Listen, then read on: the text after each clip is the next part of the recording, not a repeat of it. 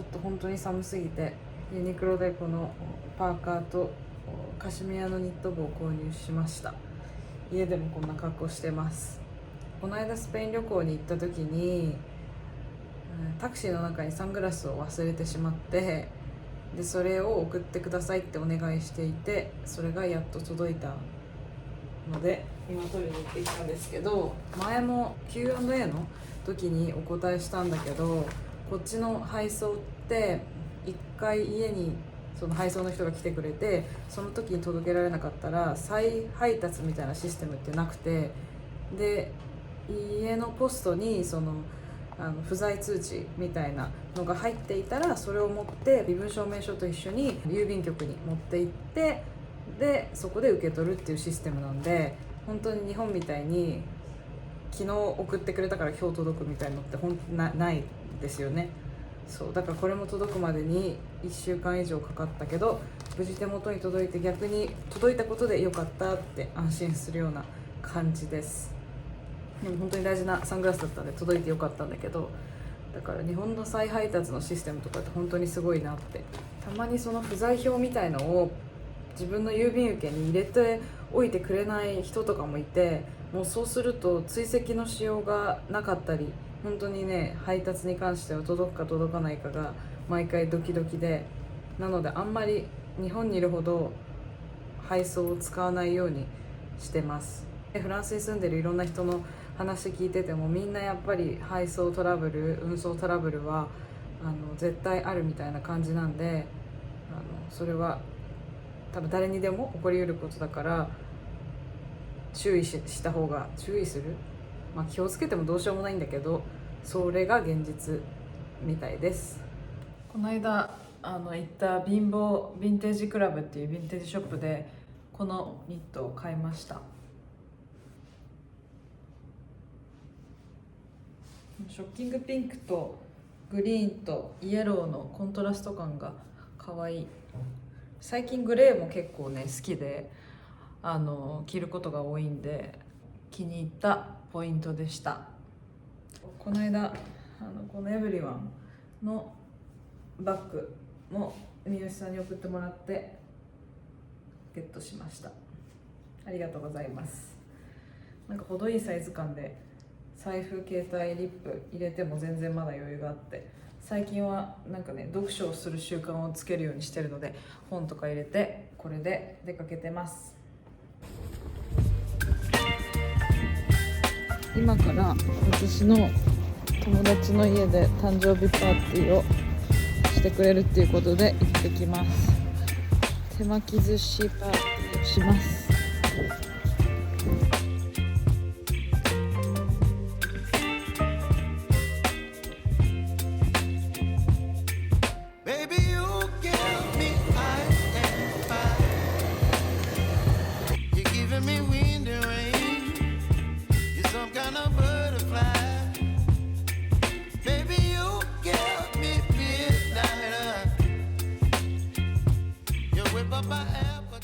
Shiso, c'est comment on dit en français? Shiso. Ah ouais?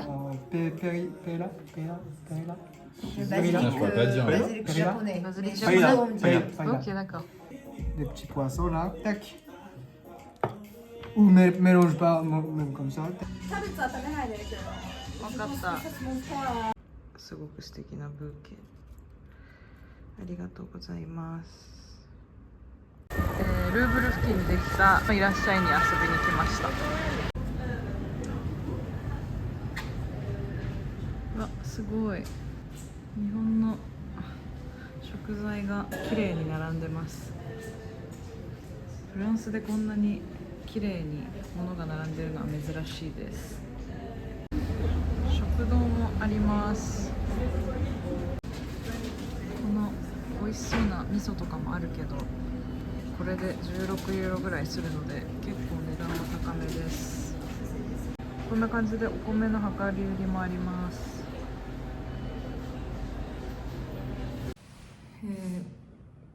この前誕生日を迎えて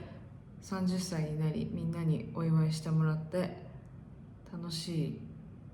週を過ごすことができました。お祝いしてくださった皆さん、メッセージをくれた皆さんありがとうございました。30代は20代よりも楽しいって大人の先輩たちがみんな言ってくれるので、今後どういう30代になっていくか楽しみでもありつつ、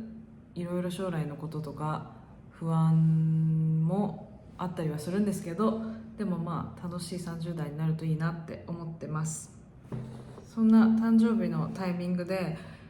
日本のアーティストのまみこちゃんというお友達からアクセサリーが届きました。このプリークっていうアクセサリーブランドとまみこがコラボして作ったものみたいなんですけど、今私がしてるこの2連のネックレスとこのシンプルなピアス、ごめんなさい、こっちのイヤカフじゃなくてこのピアスの方ですね、これを送ってもらいました。ありがとうございます。私普段あんまりアクセサリーを買うことがなくて、つけるとしたらいつも本当にシンプルなものだけをつけてるんですけど、だいたいいつもつけてるネックレスは母親のグッチのお下がりとか、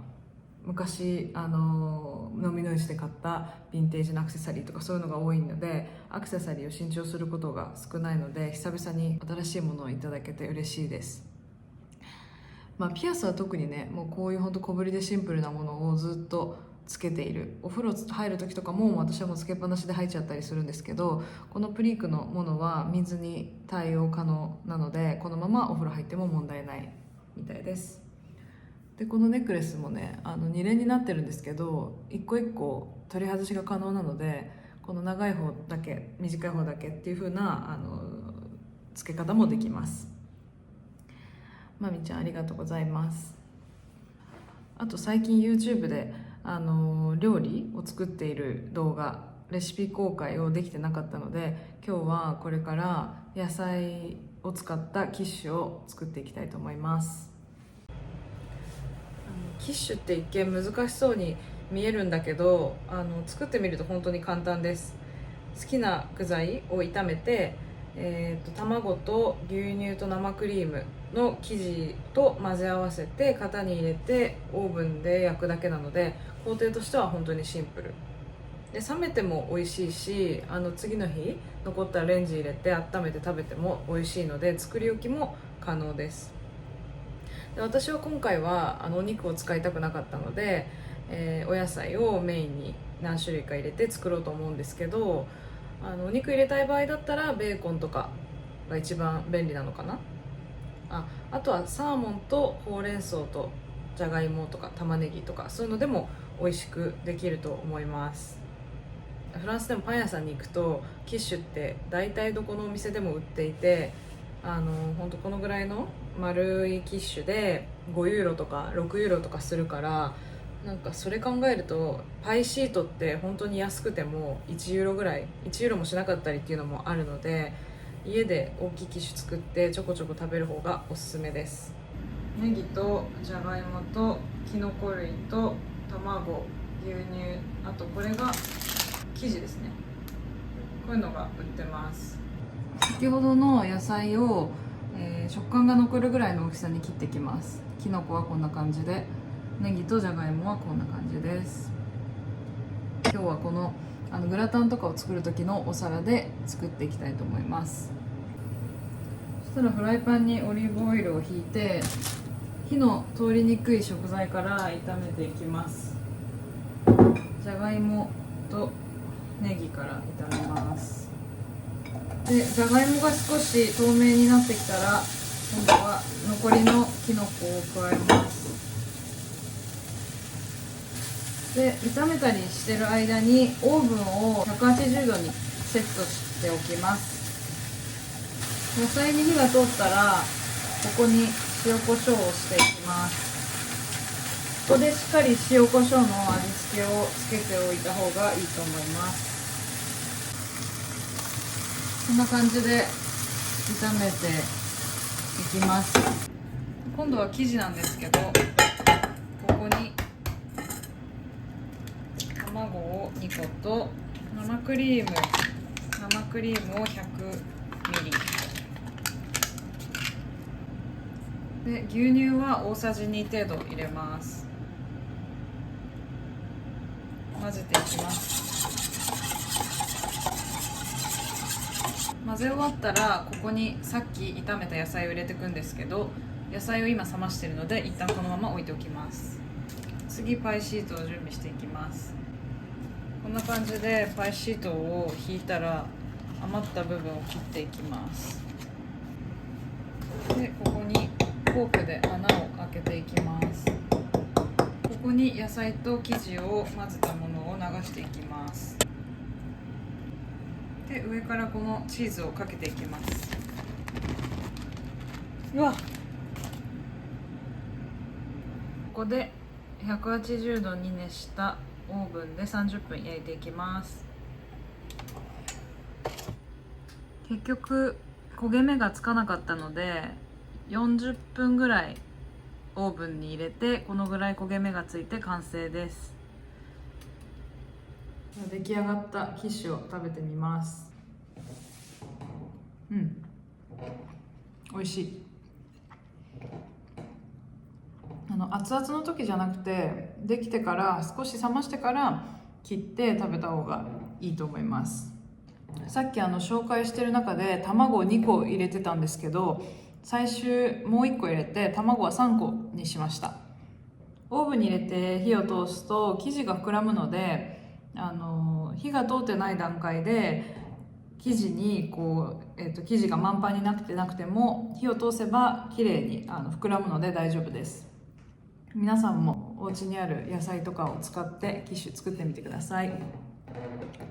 じゃあ今回の動画はここまでです。ありがとうございます。